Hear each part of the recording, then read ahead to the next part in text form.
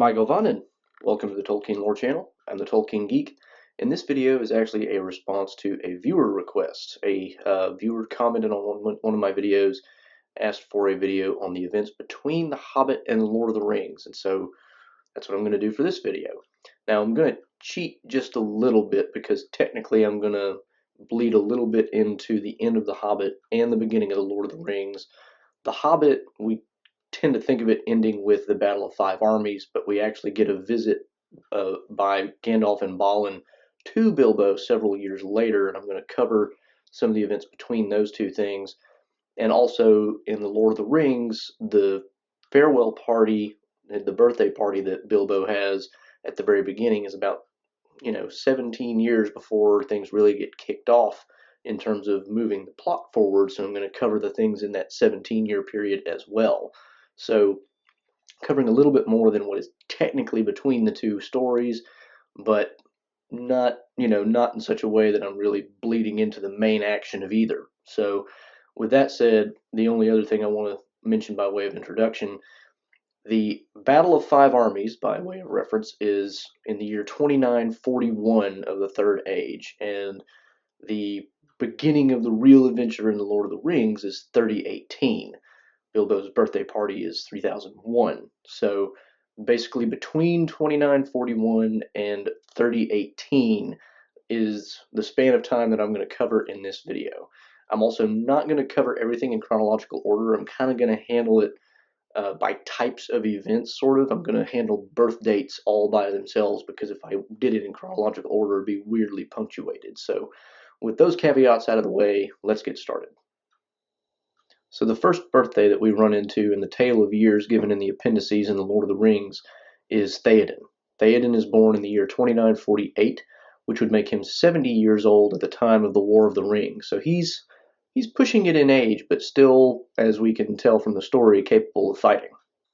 Frodo is born in the year 2968, which would make him about 50 when the events of the War of the Ring happen. 10 years after Frodo, Boromir is born, making him 40 or 41 by the time the War of the Ring begins. In 2983, 5 years later, Faramir and Samwise are both born, which would make them 35 or 36 at the time of the War of the Ring. In 2991, Éomer is born, and then 4 years later, Éowyn is born in 2995. This would make them 28 and 24 respectively, so they're both fairly young by comparison to most of the main characters in the story. Merry is born in 2982, making him about 36, 37 at the time of the War of the Ring. Pippin, the youngest of the companions of the Fellowship, is born in 2990, making him 28 or 29, which is just short of the coming of age of the Hobbits, which is 33. Moving beyond birthdays, now let's take a look at some kind of general purpose events that don't have a huge effect on plot, but are important as far as setting up the later story in The Lord of the Rings.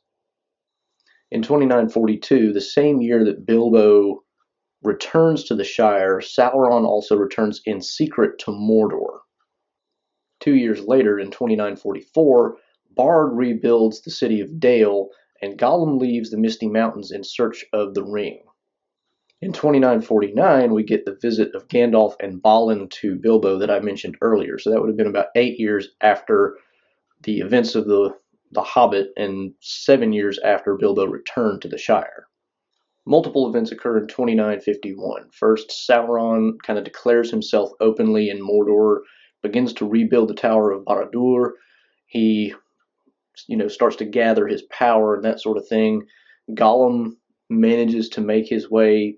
He starts traveling towards Mordor at this point, drawn by the evil there because of his influence by the ring. Also in this year, Aragorn, who was 10 years old at the time of the events of The Hobbit, and is now 20, is told by Elrond of his true lineage, his true name. He had been given the pseudonym Estel, meaning hope, by his mother to hide him from the servants of Sauron in his youth. And Elrond basically tells him who he really is, gives him the shards of Narsil, but withholds the scepter of Anúminas, which is the symbol of kingship in the north, and basically tells him you have to earn that.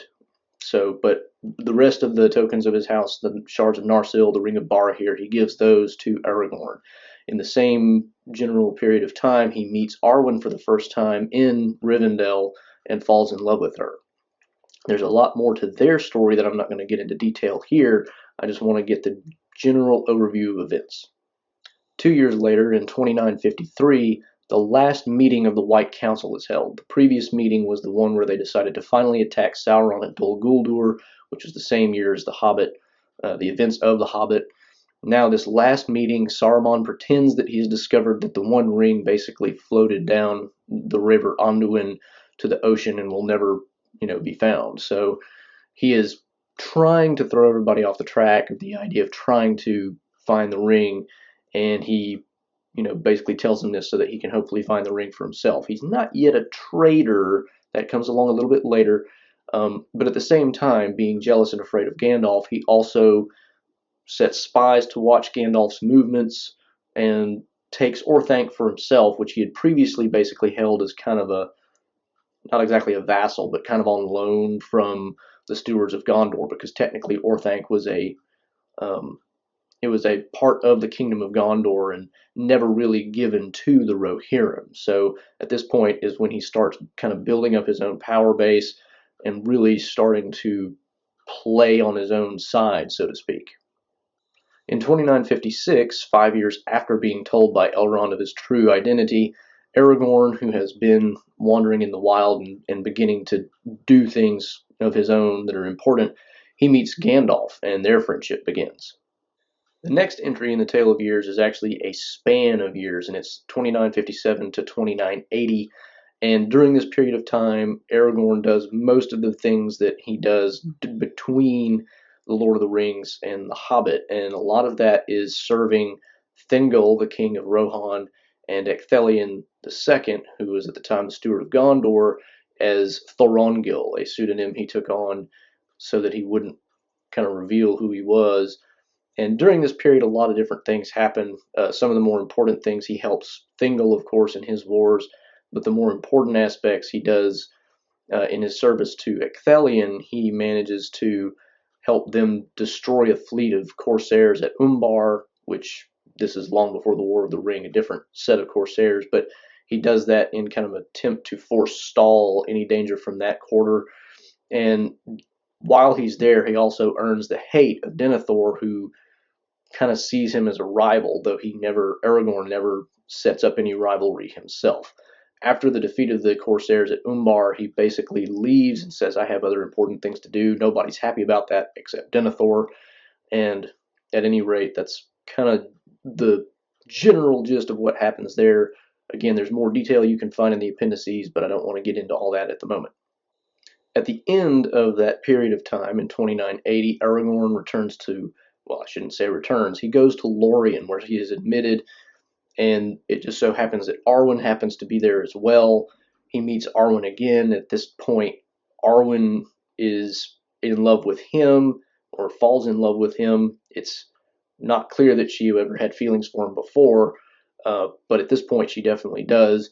They basically get engaged. That's not really the term Aragorn uses, but Aragorn gives Arwen the Ring of Barahir as kind of an engagement ring, basically, and they decide what they're going to do, and that's kind of all that happens there at the moment. Again, there's a lot more detail to the story, not getting into that here.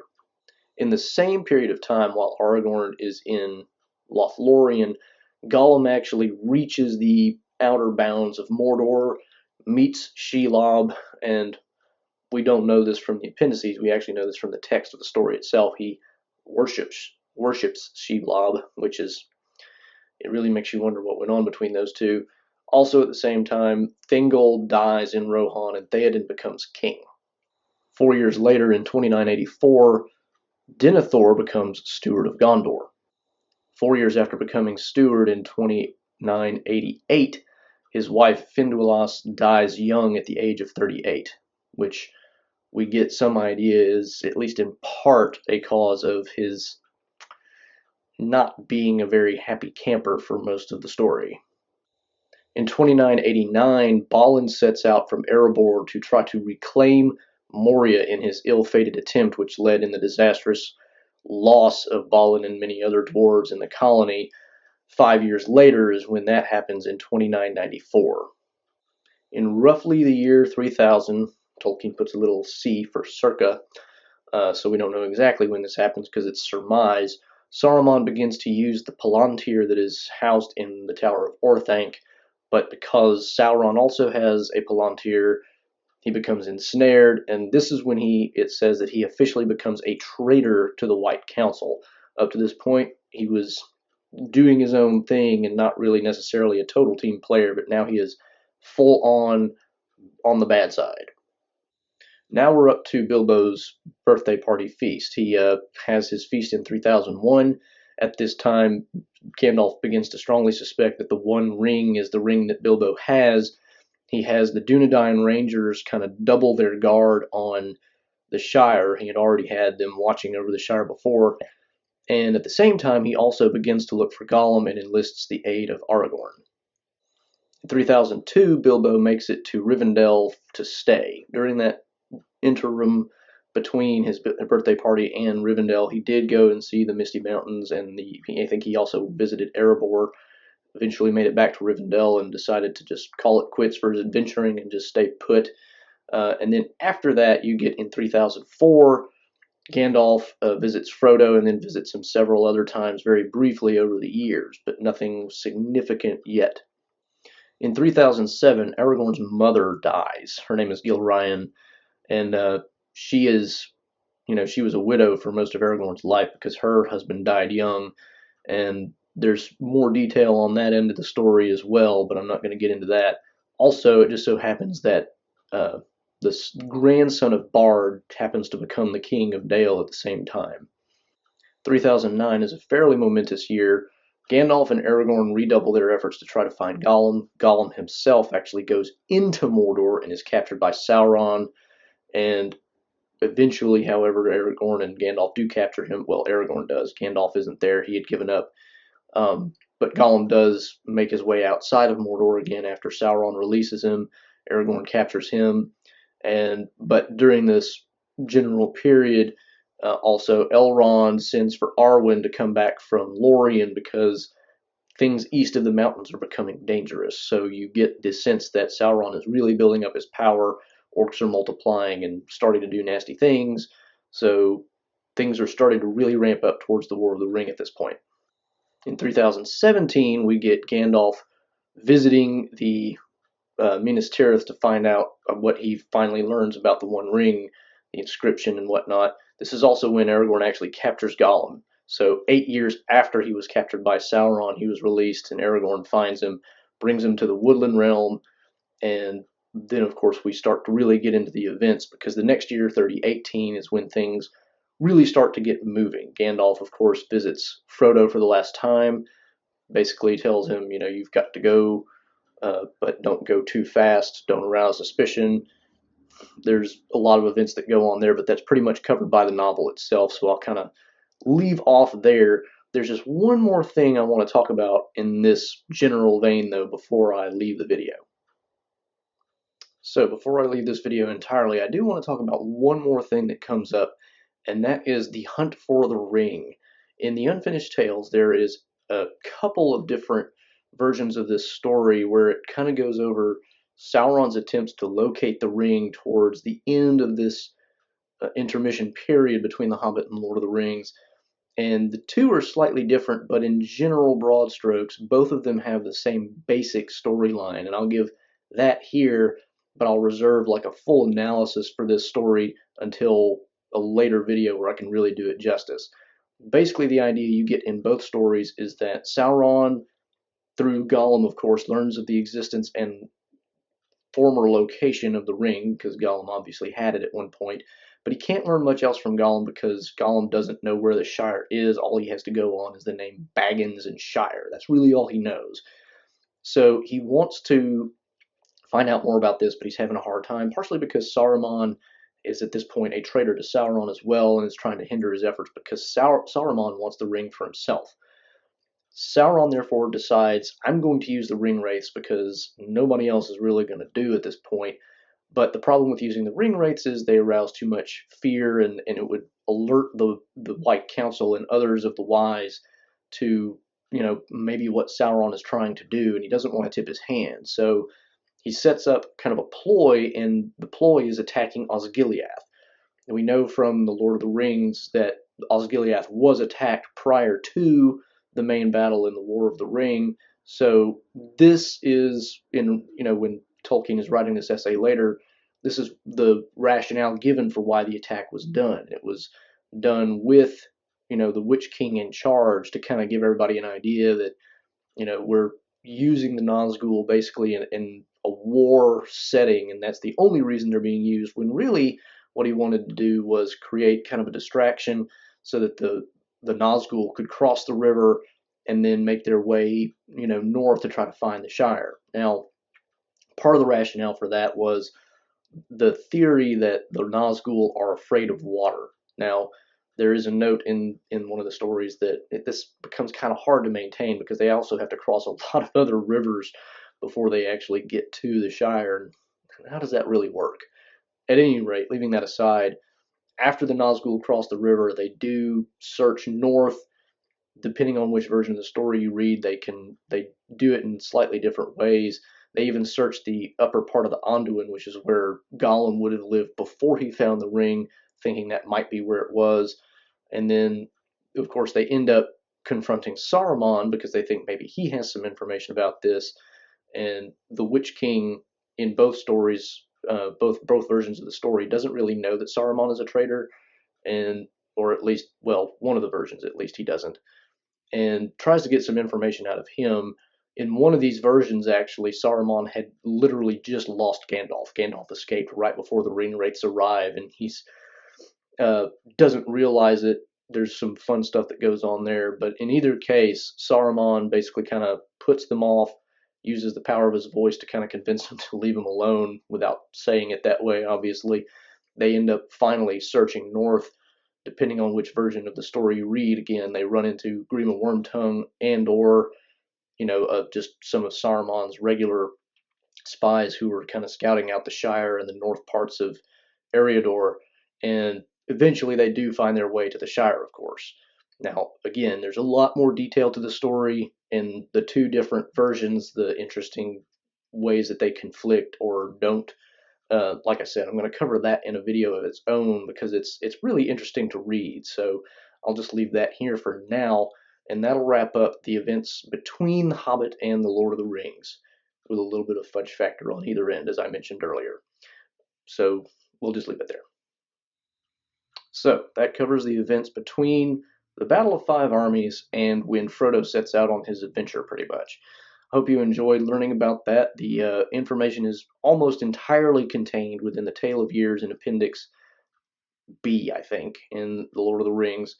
And, there's a whole lot of stuff in the Tale of Years that makes for interesting potential story weaving that maybe would end up in the Amazon series that they're going to do eventually. But I'll leave that speculation aside for the moment. Speaking of viewer requests, however, I should also note somebody asked at one point, is the sword behind my head Sting? No, it's not. That's actually Hedrogrim, that's Theoden's sword. My brother owns Sting, I don't. It's one of the few that I don't own that maybe I would kind of like to own, but this is what I got. So these are the only three swords that I own. I do own a lot of other paraphernalia, but somebody asked, so I figured I would show it just to make it clear. I did a video on named weapons and showed all three of these in that. I'll link to that in the description if you want to learn a little more about their history. But that'll wrap up this video for now. If you did enjoy the video, please do give it a thumbs up. Please also share it around to other people who might be interested. If you'd like to subscribe, learn more about Tolkien and his worlds, you can subscribe to the channel. You can also follow me at Twitter at JRRTLore. Until next time, I'm the Tolkien Geek signing out for the Tolkien Lore channel. Namaste.